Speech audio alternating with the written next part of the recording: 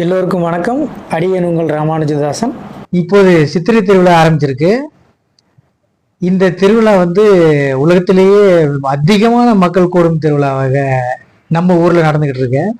இதை பத்தி ஆளாளுக்கு பல கதைகளை யூடியூப்ல போடுறது, சினிமாவை கூட எடுத்திருக்காங்க. உண்மையா சில விஷயம் இருக்கு, உண்மைக்கு புறமான சில விஷயங்களும் ஆளாளுக்கு மாற்றி மாற்றி சொல்லிட்டே இருக்கிறாங்க.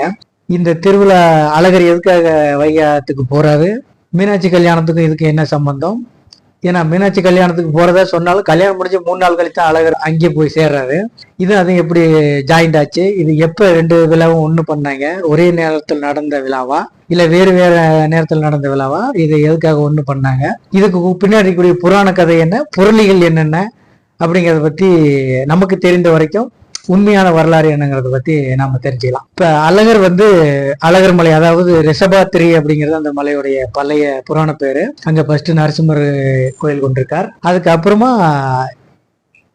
யமதர்மனின் வேண்டுகோளுக்கு இணங்க அவருடைய பாவத்தை தீர்ப்பதற்காக விஸ்வகர்மாவால் யமதர்மன் கேட்டுக்கொண்டதுக்காக இந்த கோயில் கட்டுறாங்க. சுந்தரபாகு சுவாமி அப்படிங்கிறவர் யமனுக்காக இங்க வந்தவர். அதாவது இதுல ஆச்சரியமான விஷயம் என்னன்னா, பல கோயில்கள்ல பல வித்தியாசமான நிகழ்ச்சி நடக்குது. நம்ம ஆளுக்கு ஏதோ ஒரு கதை சொல்லிட்டு இருப்பாங்க. இங்க இருக்கிற விஷயம் எல்லாம் எப்படின்னா, அர்த்தஜாமத்துல யமனே இந்த சுந்தரபாகு சுவாமியை டெய்லியும் பூஜை பண்றதா ஐதீகம். இப்ப இருக்கிற பட்டாச்சாரியர்கள் கூட அதை பத்தி பேசியிருக்கிறாங்க. குறிப்பா மதிப்புக்குரிய ஐயா பாலாஜி பட்டர் அவர்கள் இப்ப அடிக்கடி யூடியூப்ல கூட பத்தி சொல்லிருக்காரு. அதாவது இவங்க சாயங்காலம் பூஜை பண்ணும்போது வச்சுட்டு போன பூக்கள் அல்லாத வேற பூக்கள் புதுசா உள்ள அடுத்த நாள் காலையில இருக்கிறதா அவர் சொல்லிருக்காரு. அது கண்கூட அவங்களே பார்த்துருக்காரு. அப்ப இதெல்லாம் பெரிய அபூர்வமான விஷயம். யமன் இன்றைக்கு அர்த்த ஜாமத்துல சுந்தரபாகு சுவாமியை பூஜை பண்றாரு. இது ஒரு அபூர்வமான விஷயம். இந்த மூலவருக்கு சுந்தரபாகு சுவாமின்னு பேரு. உற்சவருக்கு கல்லழகர், அதாவது ஆழ்வார் என்ன பாடிருக்காருன்னா வஞ்ச கல்வன் அப்படின்னு பாடிருக்காரு. வஞ்சனை செஞ்சு என் மனசை கவர்ந்துக்கக்கூடிய கல்வன். வஞ்சைன்னா தமிழ்ல திருடன், கல்வன் தான் அர்த்தம். வஞ்சகன்னா கல்வன். அதனாலதான் வஞ்சங்கிறத மாதிரி கல் அழகர்னு பேர் வந்ததுதான். அழகான பெருமாள், உலகத்திலேயே வேற எங்கும் இல்லாத பெருமாள். அதாவது பிரம்மா அந்த சத்தியலோகத்தினுடைய தங்கம் அபரஞ்சி தங்கத்துல செஞ்சு பிரம்மா வச்சு வழிபட்டு இருந்திருக்காரு இந்த பெருமாளை. பிரம்மா எப்படா கும்பிட்டாரு நமக்கு எப்படா தெரியும்னா, இதெல்லாம் ரிஷபாத்திரி மகாத்மியத்துல சொல்லப்பட்டிருக்குது. அவர்கிட்ட இருந்து யமன் இந்த கோவிலுக்கு உற்சவமூர்த்தி வேணும் அப்படிங்கிட்ட இந்த பெருமாளை இங்க கொண்டு வந்து வச்சிருக்காரு. அழகான பெருமாள். உலகத்திலேயே 2 இடத்துல மட்டும்தான் இந்த அபரஞ்சி தங்கம், அதாவது தமிழ்ல பச்சை தங்கம் செய்யப்பட்ட, அதாவது அந்த திருமணியை தீண்டனம்னா நம்ம மேனி தொட்டா எப்படி விரல் அழுந்துமோ அந்த மாதிரி அழுந்தக்கூடிய மிக இலகுவான அற்புதமான திருமணி. திருவனந்தபுரம் பத்மநாப சுவாமி கோயில் உற்சவமூர்த்தியும் அழகர் கோவில் கல்லழகர் மட்டும்தான் இந்த பச்சை தங்கத்துல செய்யப்பட்ட அபூர்வமான திருமேனி. அழகன், பேரழகன், மனதை கொள்ளக்கூடிய வஞ்ச கல்வன். வாழ்வார் சொன்னது மாதிரி வஞ்ச கல்வன் எல்லோரும் மனதை, அதாவது ஒரு தரம் பார்த்துட்டா போதும் நம்ம வீட்டுக்கு போகலான்னு யார் மனசுலும் தோன்றாம இன்னும் கொஞ்சம் தூரம் போய் பார்க்கலாமே, இன்னும் கொஞ்சம் தூரம் போய் பார்க்கலாமே, எல்லோரையும் தன் கூடவே அழைத்து போகக்கூடிய கல்வன். நம்ம பாஷையில் சொல்லணும்னா மனசை திருடக்கூடிய உள்ளம் கவர் கல்வன். இப்படி சுவாமி இங்க இருக்கிற காலத்துல மலை மேல சிலம்பாறு, அதாவது நூபுரகங்கைன்னு ஒரு தீர்த்தம் உண்டு. இப்ப ராக்காயம்மன் தீர்த்தம் பேர் வச்சிருக்காங்க. அற்புதமான தீர்த்தம், எந்த காலத்திலும் வற்றாத நீர் கொண்டு வந்துகிட்டே இருக்கு. இந்த தீர்த்தம் எங்க இருந்து வருது என்னங்கிறதெல்லாம் தெரியல. அந்த இடத்துல பூமியிலிருந்து பொத்துட்டு மேல வந்துகிட்டு இருக்கிறது. அதாவது கிருதியுக காலத்துல சுவாமி திருவிக்கிரமாவதாரம் எடுக்கும் பொழுது ஒரு பாதத்தால் பூமியை அளந்துட்டு மறுபாதம் சத்தியலோகம் பிரம்மலோகம் போகும்போது பிரம்மா தன்னுடைய மனசுல இருந்து ஒரு தீர்த்தத்தை உண்டு பண்ணி சுவாமியோட பாதத்துக்கு அபிஷேகம் பண்ணிருக்கார். அந்த காலில் இருந்து சிலம்பல பட்டு தெரித்து ஒரு துளி இந்த ரிஷபாத்திரி மலை மேல விழுந்திருக்கு, அழகர் மலை மேல. அதுதான் இந்த தீர்த்தமா உருவாகி போய்கிட்டே இருக்கிறது. காலில் இருந்து சிலம்பல பட்டதுனால சிலம்பாறு தமிழ்ல, நூபுரம்னு பேரு சம்ஸ்கிருதத்துல, அதனால நூபுர தீர்த்தம், நூபுர கங்கை தீர்த்தம்னு பேரு. இந்த தீர்த்தம் தான் இப்ப இங்க இருக்கிற தீர்த்தம். இந்த தீர்த்தத்தை தான் டெய்லி கல்லழகருக்கு அபிஷேகம். வேற தீர்த்தம் யூஸ் பண்றது கிடையாது. அந்த தங்கத்தினுடைய குணாதிசயம் மாறி போயிடும் அப்படிங்கிறதுனால இந்த தீர்த்தம் மட்டுமே இந்த உற்சவ திருமேனிக்கு டெய்லி அபிஷேகம் பண்றாங்க. இது ஒரு அபூர்வமான விஷயம் இந்த கோவில்ல. இந்த கோவில்ல உக்கிர வடிவமா நரசிம்மர் இருக்கார். பின்னாடி போனீங்கன்னா இருப்பார். இவருக்கு டெய்லி காலைல 9:30 மணிக்கு அபிஷேகம் பண்றாங்க. பால், நல்லெண்ணெய். நேரத்துல போனீங்கன்னா பால் வாங்கி கொடுக்கலாம், அல்லது நல்லெண்ணெய் வாங்கி கொடுத்தீங்கன்னா அடுத்த நாள் கூட அபிஷேகம் பண்ணிக்குவாங்க. இது அபூர்வமான விஷயம். இந்த கோவில்ல 2 தாயா இருக்காங்க, ஆண்டாள் கல்யாண சுந்தரவல்லி தாயார் ரெண்டு பேருமே கல்யாணத்துக்கு ரெடியா இருக்கக்கூடிய மனக்கோலத்துல இருக்காங்க. கல்யாண பெண், அதனால கல்யாண பிரச்சனை இருக்கவங்க இங்க போய் வேண்டிக்கிட்டீங்கன்னா கல்யாண பிரச்சனை தீரும்ன்றது ஒரு நம்பிக்கை. இந்த நூபுரகங்கை தீர்த்தத்துல சுதபஸ் அப்படிங்கிற ஒரு மகரிஷி இங்க குளிச்சுக்கிட்டு இருந்திருக்காரு. தண்ணினாவே எல்லாருக்குமே பிடிக்கும், அவருக்கும் பிடிக்காம இருக்கும். அதனால ஜாலியா குளிச்சுட்டு கரையில் அமர்ந்து அகமர்சன சூத்திரம் அப்படிங்கக்கூடிய ஒரு சூத்திரத்தை மனசுல நினைச்சு திருமாலை நோக்கி தியானத்துல இருந்திருக்கார். தியானம் முடியாம அவர் தியானத்துல இருக்கும்போது துர்வாச மகரிஷி அங்க வர்றாரு. அவரை இவர் கவனிக்காம விட்டுறாரு. அதனால அவர் கோபத்துல அவர் நம்மள அகந்தியின் காரணமா நம்மள பார்க்கலையேன்னு சொல்லிட்டு அவரை தண்ணியிலேயே நீ சந்தோஷமா இருந்தனால தவளையாக போக கடவுது, மண்டூகமா போக கடவுது சாபம் கொடுத்துறாரு. இவரு முழிச்சு பார்த்துட்டு, சுவாமி நான் தியானத்துல இருந்தனால உங்களை பார்க்கல, எனக்கு சாப விமோசனம் கொடுங்க அப்படின்னு கேட்கிறார். ஒரு 12 வருஷ காலம் திருமாலை நோக்கி நீ தவம் இருந்தீங்கன்னா அவரே உனக்கு சாப விமோசனம் கொடுப்பாருன்னு சொல்லிட்டு இவர் கங்கை, அதாவது வைகை கரை, நூபுரகங்கை தீர்த்தம் பக்கத்துல இருந்த வனப்பகுதி அங்கங்க மாறி மாறி தவளை வடிவத்துல, மனுஷனா கிடையாது தவளை வடிவத்துல தவம் இருக்காரு. அப்போ ஒரு பெரிய பனங்காடு, அதாவது தாளவனம்னு சம்ஸ்கிருதத்தோட அந்த பனங்காட்டுல தவம் இருக்காரு. ஒரு காலில் ஒரு தவளை தவம் இருந்தா எப்படி இருக்கும்னு நினைச்சு பாருங்க. வித்தியாசமான ஒரு கோலத்துல மண்டூக மகரிஷி தவம் இருந்திருக்காரு. அப்ப வந்து இந்த தாளவனத்துல தாளாசுரன் ஒரு அசுரன் இருந்திருக்காரு. அவனால இந்த தவளைக்கு நிறைய இடைஞ்சலாயிருக்கு. அப்ப இந்த தவளை வந்து திருமாலை பிரார்த்திக்குது. திருமால் தங்க சக்கரதாரியாக தோன்றி அந்த அசுரனை சம்ஹாரம் பண்றாரு. அப்ப எனக்கு சாப விமோசனம் கேட்கும்போது நீ வைகை கரைக்கு வா, அவனுக்கு சாப விமோசனம் கொடுக்குறேன் அப்படின்னு சொல்றாரு திருமால். இந்த சம்ஹாரம் பண்ண தாளவன பகுதியை இன்னைக்கு இருக்கிற தாடிக்கொம்பு சவுந்தரராஜ பெருமாள் கோவில் அந்த பகுதிக்கு தான் தாளவனம்னு பேர். பிற்பாடு இந்த தவளை வைகை நதி கரைக்கு வருது. சோழவந்தான் பகுதியில தவம் இருக்கு. சோழவந்தான் இருக்கிற வைகை கரையில தான் திருமால் காட்சி கொடுத்து இந்த மண்டூக மகரிஷிக்கு சாப விமோசனம் கொடுத்திருக்காரு. அழகர் ஆத்துல இறங்குறது அங்கதான் ரொம்ப நாள் நடந்துட்டு இருக்குது. அழகர் ஆத்துல இறங்க போனது மண்டூக மகரிஷிக்கு சாப விமோசனம் கொடுக்கறதுக்காக தான் போயிருக்காரு. சோழவந்தான் பகுதியில் தான் இது நடந்திருக்கு.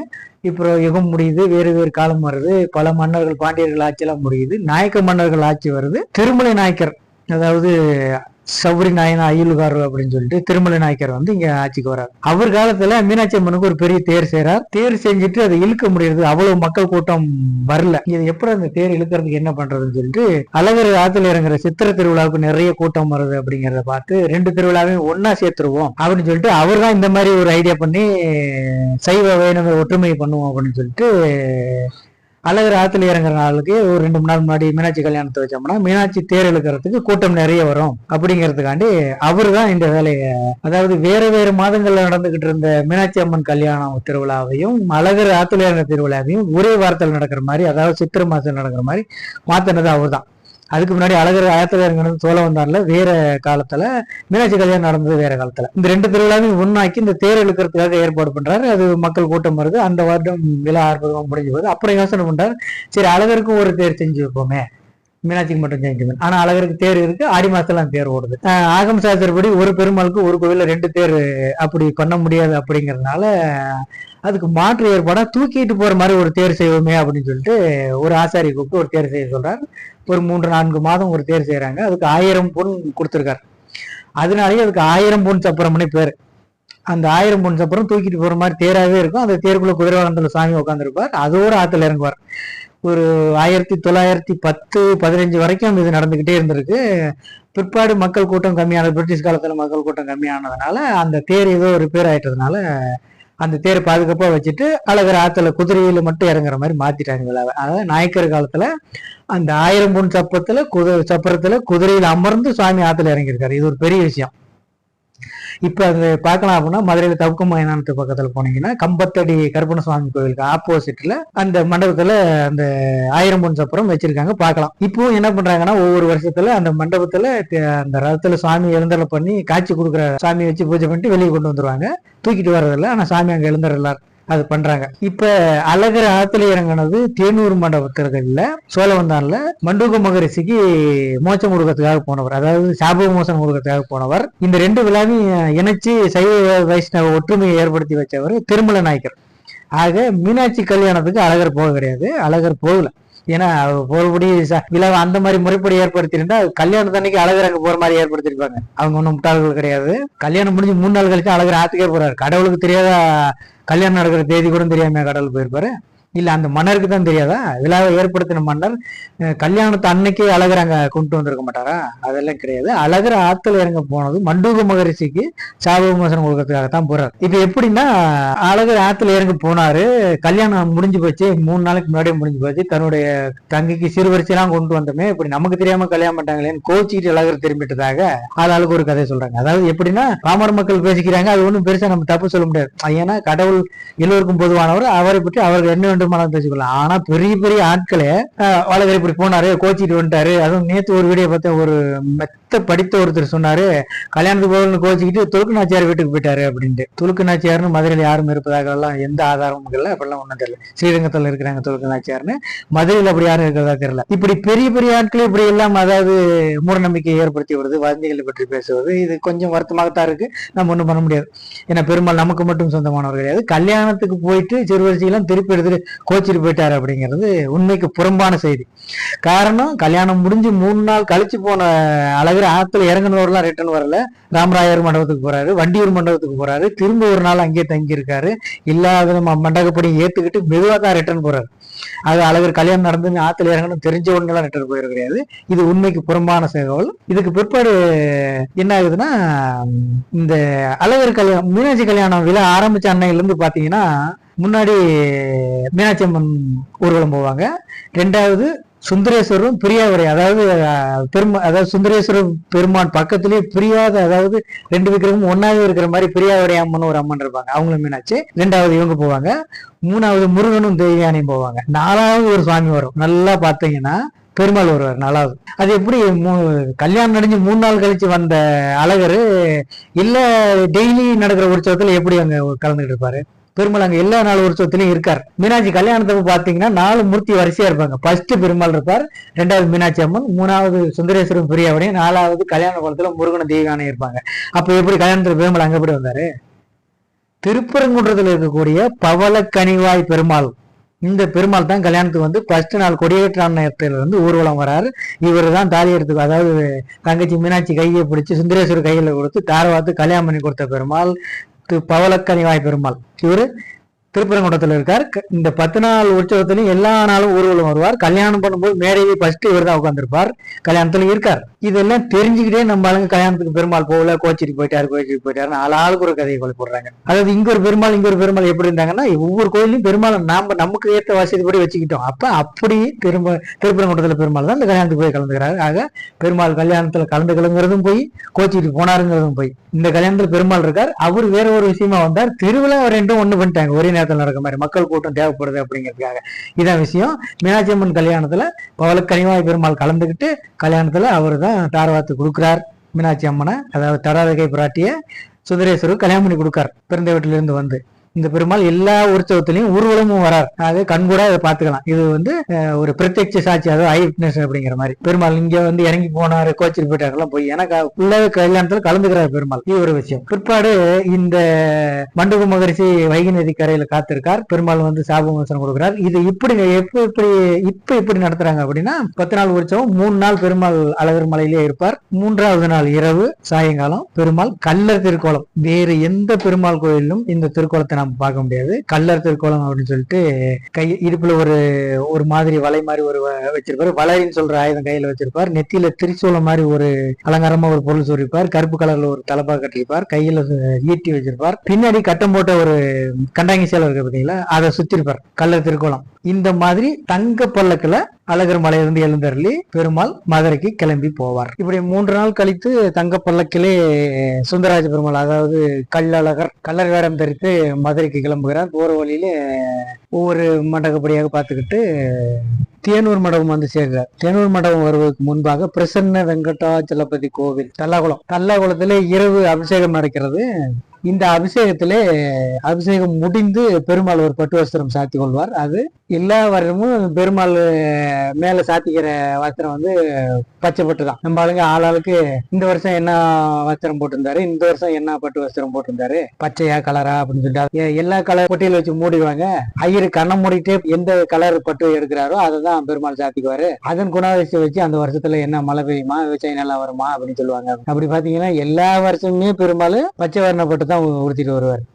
வேற எந்த கலரும் பார்க்க முடியாது. பெருமாளுக்கு உரித்தான பச்சை வண்ண பட்டு வஸ்திரமே பெருமாள் எல்லா வருஷமும் உடுத்திட்டு வர்றாரு. அதாவது தோல் சேலைன்னு அதுக்கு பேரு. பெருமாள் பாத்தீங்கன்னா எல்லா வருஷமுமே குதிரை மேல வரும்போது பச்சை பட்டு உடுத்திக்கிட்டு தான் வருவார். அப்புறம் எப்படி நீங்க பெருமாள் உடுத்தின பட்டு வஸ்திரத்தை வச்சு அந்த வருஷம் என்ன நடக்க முடிவு பண்றாங்க அப்படின்னா, அது வேற ஒரு விஷயம் இருக்கு. இந்த பெருமாள் சாத்திட்டு வர பச்சை பட்டை வச்சுதான் அப்படிங்கிறதெல்லாம் உண்மைக்கு புறமான விஷயம். காரணம், எல்லா வருஷமுமே பெருமாள் பச்சை வண்ண பட்டு தான் உடுத்திட்டு வருவார். இங்க இரவு நடக்கின்ற அந்த அபிஷேகம் இருக்கிறது, அந்த அபிஷேகத்திலே பெருமாள் இந்த வெயில் தாக்கம் ஏற்பட்டு கூடாது என்பதற்காக மிக மிக மிக மெலிதான ஒரு காட்டன் வஸ்திரம், அதாவது மல்லுன்னு பேர் அதுக்கு, நம்ம மல்லு வெட்டி மைண்ட் எல்லாம் சொல்லுவோம் பார்த்தீங்களா, ரொம்ப மெலிசான காட்டன் வஸ்திரம் அது. அதை வந்து பெருமாளுக்கு சாத்திக்கு இருப்பாங்க. எல்லா நாளுமே அவர் பெருமாள் சாத்திருப்பார். திருமேனியை தீண்டிட்டு இருக்கிறது அந்த வஸ்திரம் தான். இப்ப ஸ்ரீவில்லிபுத்தூர் இருந்து ஆண்டாள் சூடி கொடுத்த மாலை, கிளி, அவர் சாப்பிட்ட மீதியான பிரசாதம், அவர் குளியலுக்கு உபயோகித்த குளியல் பொடி, தலைக்கு உபயோகித்த தைலம், இதுவெல்லாம் வந்து சேரும் இங்க. இப்ப இந்த நைட்டு நடக்கக்கூடிய தலாகலத்தில் நடக்கக்கூடிய அபிஷேகத்துல அந்த அம்மா திருமேனிக்கு உபயோகப்படுத்தின மீதி இருக்கக்கூடிய தைலத்தையும் அந்த குளியல் பொடியும் தான் பெருமாளுக்கு யூஸ் பண்ணுவாங்க. அதை ஏத்துக்கிறார் பெருமாள். அதை யூஸ் பண்ணி பெருமாளுக்கு அபிஷேகம் பண்ணும்போது இவருடைய திருமேனியில ஏற்கனவே இருக்கக்கூடிய அந்த மல்லு வஸ்திரமும் இந்த குளியல் பொடியும் அந்த தைலமும் சேர்ந்து ஒரு கெமிக்கல் ரியாக்ஷன் உண்டாகிறது.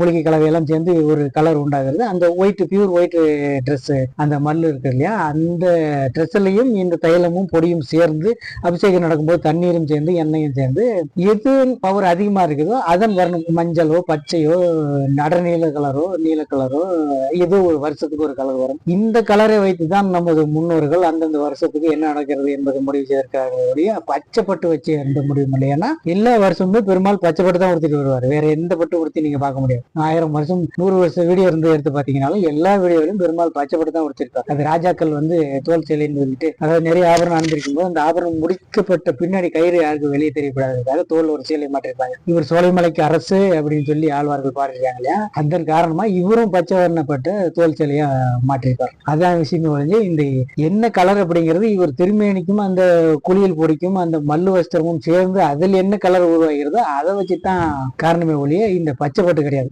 இதை உண்மை. அந்த பச்சை பட்டு பசி பேசுறது உண்மைக்கு புறம்பான விஷயம். இந்த அபிஷேகத்தின் போது என்ன கலர் ஏற்படுகிறதோ அதை வைத்துதான் முன்னோர்கள் அடுத்து என்ன நடப்போகிறது என்பதை தீர்மானித்தார்கள். இதுதான் உண்மையான விஷயம். இதுக்கப்புறம் பெருமாள் குதிரை வாகனத்தில் எழுந்தருளி அங்கே இருந்து விடியற்காலையிலே ஆற்றிலே இறங்கி மண்டூக மகரிஷிக்கு சாபமாசனம் கொடுக்கிறார். அதாவது அடுத்ததாக இங்கே இருந்து ராமராயர் மண்டபம் போகிறார். அப்புறம் வண்டியூர் மண்டபத்துக்கு போகிறார். அந்த வண்டியூர் மண்டபத்திலே தான் தேனூர் மண்டபம், அங்கேதான் அவருக்கு சாபமாசனம் கொடுத்து தசாவதார காட்சி கொடுக்கிறார். தசாவதாரம் என்றால் 10 அவதாரமும் கொடுப்பது கிடையாது. அவதாரமான வாராகம், சிம்மம் போன்ற அவதாரங்களை தவிர்த்து மச்ச, கூர்ம, வாமன, ராமகிருஷ்ணா, மோகினி அவதாரம், இது போன்ற 7 அவதார காட்சி கொடுக்கிறார். பிற்பாடு அங்கே இருந்து கிளம்பி மீண்டும் ராமராயர் மண்டபத்துக்கு வருகிறார். இங்கே தண்ணீர், அதாவது வெயிலின் தாக்கம் பெருமாள் திருமேனி வாடிவிடும் என்பதற்காக தண்ணீர் பீச்சி அடிக்கிற விசேஷம் இந்த ராமராயர் மண்டபத்துல அனாதி காலமாக இருந்தது. இப்ப என்ன பண்றாங்கன்னா, பெருமாள் அழகர் கோயில இருந்து கிளம்பும் போதே நம்மளுங்க ஆரம்பிச்சாங்க, இங்கிருந்தே தண்ணி அடிச்சே போறோம். அது ஒன்றும் தப்பு கிடையாது. அப்படின்னாலும் ஐதீகம் அங்கதான் ராமராயர் மண்டபத்துல தான், அங்கதான் தனியா வச்சுக்காங்க. இன்னொரு கொடுமை என்ன பண்றாங்க நம்ம ஆளுங்க, இந்த தோல் பையில இருந்து எவ்வளவு தூரத்துல இருந்து பீச்சு அடிச்சாலும் அது பெருமாள் மேல படுதோ இல்லையோ அங்க பீச்சு அடிச்சாலே புண்ணியம் அப்படிங்கிற சாஸ்திரம். இப்ப இந்த பிரஷர் பம்பெல்லாம் வச்சுக்கிட்டு எவ்வளவு தூரத்துல இருந்தாலும் பெருமாள் மேலேயே போய் அடிக்கணும்னு சொல்லி அந்த வேலையை பாக்குறாங்க. அதெல்லாம் பண்ணாதீங்க, ரொம்ப தப்பு. தண்ணி எவ்வளவு பொருசா போய் பெருமாள், அது ரொம்ப பூமாரி திருமேனி, அந்த மேனியில போட்டு அந்த நகைகளுக்கோ பெருமாள் திருமேனிக்கோ ஏதாவது ஆபத்து ஏற்பட்டாலோ, தண்ணீர் பலமாகப்பட்டு குறுக்க இருக்கிற மக்களுக்கு ஏதாவது ஆபத்து ஏற்பட்டாலும் உங்களுக்கே பாவம் வந்து சேரும். அப்புறம் காசெல்லாம் வீசுறாங்க. அந்த நகைகள் மீது பட்டு பெருமாள் திருமேனி ஏதாவது காயம் ஏற்பட்டால் பெருமாளுக்கு ஒன்றும் பிரச்சனை கிடையாது, அவர் ஒன்றும் கோவித்துக் கொள்ள போறது கிடையாது. அதன் தோஷம் நமக்கு ஏற்பட்டு, அதெல்லாம் பண்ணிக்காதீங்க. உங்க குடும்பத்துக்கு நீங்களே தீமை ஏற்படுத்திக்காதீங்க. எவ்வளவு தூரத்துல இருந்து தீபம் காட்டினாலும் பெருமாள் ஏத்துக்கிறார் இல்லையா, தீபத்தை இங்க தூக்கி போடுறோம். அந்த மாதிரி தண்ணீர் எவ்வளவு தூரத்துல பீச்சு அடிச்சாலும் பெருமாள் ஏத்துக்குவார். அதுக்குண்டான பலன் உங்களுக்கு கிடைக்கும். இந்த மாதிரி பம்பெல்லாம் யூஸ் பண்ணாதீங்க. இந்த வருஷம்லாம் பாருங்க 2-3 பேர்த்து அரெஸ்ட் பண்ணிருக்காங்க, அந்த கடைக்கு சீல் வச்சிருக்காங்கன்னு நினைக்கிறேன். அந்த மாதிரி எல்லாம் பண்ணாதீங்க. எவ்வளவு தூரத்துல இருந்து தண்ணீர் பீச்சு அடிச்சாலும் பெருமாள் ஏத்துக்குவார். அதெல்லாம் ஒன்றும் தப்பு கிடையாது. இந்த மாதிரி பண்ணுங்க. ஜாக்கிரதையாக சென்று தரிசித்து வாருங்கள். இப்படி அழகர் இந்த மண்டகப்படி கிட்டத்தட்ட 600-400 மண்டபத்துக்கு மேல இருக்கு. சேதுபதி மண்டபம் எல்லாம் இருக்குது. ஒவ்வொரு மண்டபத்துக்கு இருந்து மண்டகப்படி ஏற்றுக்கிட்டு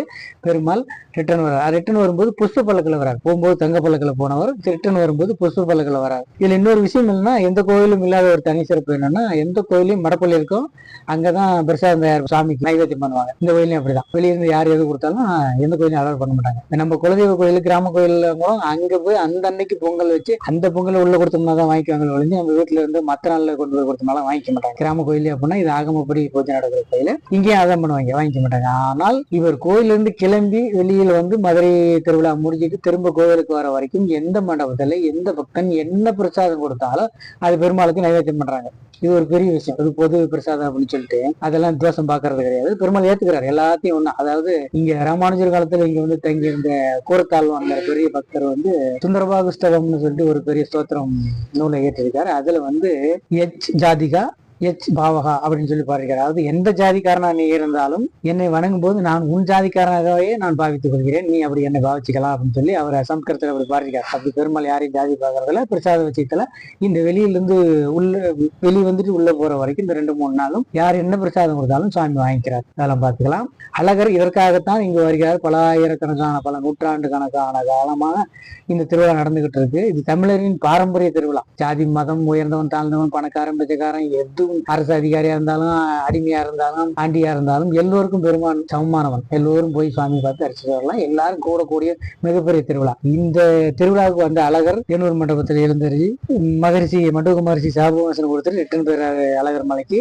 திருப்பரங்குன்றத்துல இருந்து கல்யாணத்துக்கு வந்த பெருமாள் கல்யாணத்தை முடிச்சு வச்சுட்டு அவர் ரிட்டன் போயிறாரு திருப்பரங்குன்றத்துக்காக. பெருமாள் கல்யாணத்துக்கு போகல, கோச்சிட்டு போனாருங்கிறதெல்லாம் உண்மைக்கு புறம்பான விஷயம். அழகர் மலையிலிருந்து வந்த பெருமாள் அவர் சித்திர திருவிழா ஆற்றில் இறங்கிட்டு அவர் ரிட்டன் போயிறாரு. திருப்பரங்குன்றத்தில் வந்த பெருமாள் மீனாட்சி கல்யாணத்துக்கு இருந்து தாரை வார்த்து கொடுத்து கல்யாணத்தை முடிச்சு வச்சுட்டு தான் ரிட்டர்ன் போறாரு. ஆக பெருமாள் கல்யாணத்துக்கும் வந்திருக்கார், மண்டூக மகரிஷிக்கு சாபமோசனம் கொடுக்க வந்திருக்கார். திருமலை நாயக்க மன்னர் காலத்துலதான் இந்த சைவ வைஷ்ணவ ஒற்றுமை ஏற்படுத்தணும், இந்த திருவிழாவை பெரிய திருவிழாவை கொண்டாடணுங்கிறதுக்காக ஒரே வாரத்துக்குள்ள 10 நாளைக்குள்ள எல்லாம் ஒன்னா நடக்கிற மாதிரி மாத்திருக்காங்க. இது மிகப்பெரிய விஷயம். இதெல்லாம் அப்பவே சமய ஒற்றுமை ஏற்படுத்தணும் அவர் பண்றிருக்கிற விஷயம் பெரிய விஷயம். ஒரு ஓடி தேர் இழுப்போம் என்பது போல ஒரே நேரத்துல இவ்வளவு மக்கள் கூடி தேர் இழுத்து மீனாட்சி கல்யாணம், அதாவது எப்போ நடந்த ஒரு கல்யாணம், அது இன்னமும் வருஷம் நடக்கிறதா நம்ம நினைச்சுக்கிட்டு நம்ம வீட்டு பொண்ணா மீனாட்சி நினைச்சுக்கிட்டு அந்த கல்யாணத்துக்கு போய் எல்லோரும் கலந்துக்கிறது, அந்த பொண்ணு மாப்பிள்ளை ஊர்வலம் வரும்போது தேர் இழுத்து வர்றது, மீனாட்சிக்கு ஆரத்தி எடுக்கிறது, தன் வீட்டு பெண் குழந்தைகளுக்கு மீனாட்சி போல அலங்காரம் பண்ணி அந்த ஊர்வலத்திலே தூக்கி கொண்டு வருவது, இதெல்லாம் நம்முடைய தமிழர் பண்பாடு.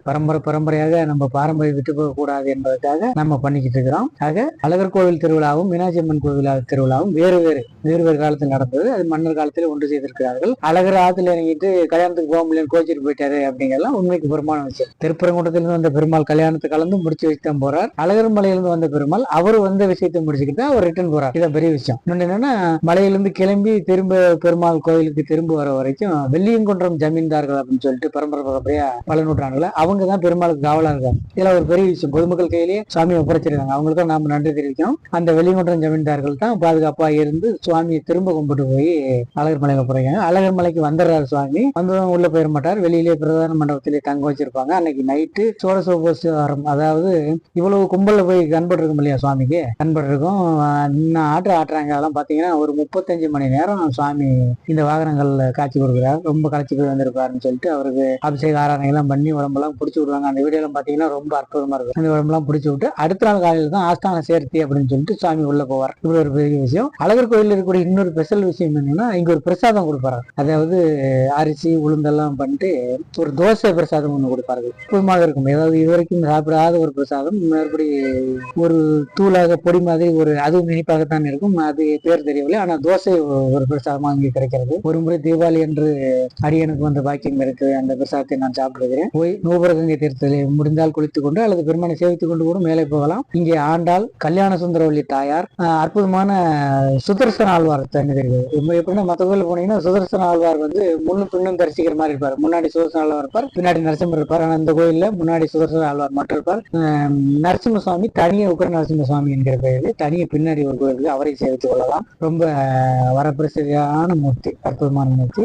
ஆண்டாலும் கல்யாண சுந்தரவல்லி தாயாரும் கல்யாண பெண் கோலத்திலே மணப்பெண் கோலத்திலே இருக்கிறார்கள். திருமண தடையவர்கள் இங்கே சென்று சேவித்துக் கொண்டால் நல்லது. சுந்தரபாகு சுவாமி மூலவரை சென்ற அற்புதமான சேவைகள். யமதர்மன் வழிபட்ட மூர்த்தி, நன்கு நமக்கு கருணையே வடிவான நமக்கு அருள் புரியக்கூடிய மூர்த்தி. சென்று சேவித்து பலனடையுங்கள். மீனாட்சி அம்மன் கல்யாணம், மீனாட்சி அம்மன் திருவிழா வேறு, அழகர் திருவிழா வேறு, ஒன்றாக்கி இருக்கிறார்கள். ஆனால் கல்யாணத்துக்கு போயிட்டு பெருமாள் கோச்சிட்டு வந்தார் அப்படிங்கறதெல்லாம் பார்ப்பாங்க. அது வேறு கதை. இப்படித்தான் இந்த வரலாறு. இதை நமக்கு சொல்லி, நமக்கு இதை விளக்கி, நமக்கு கைகோது நம் மீது கருணை கொண்டு சொல்லிய மரியாதைக்குரிய உயர் திரு பட்டாச்சாரியார் பாலாஜி பட்டர் அழகர் மலை அவர்களுக்கு அடியேன் சிறந்தார்ந்த பாதாதி வணக்கங்களை தெரிவித்துக் கொள்கிறேன். மீண்டும் சந்திப்போம். நன்றி, வணக்கம். அடியேன் உங்கள் ராமானுஜதாசன்.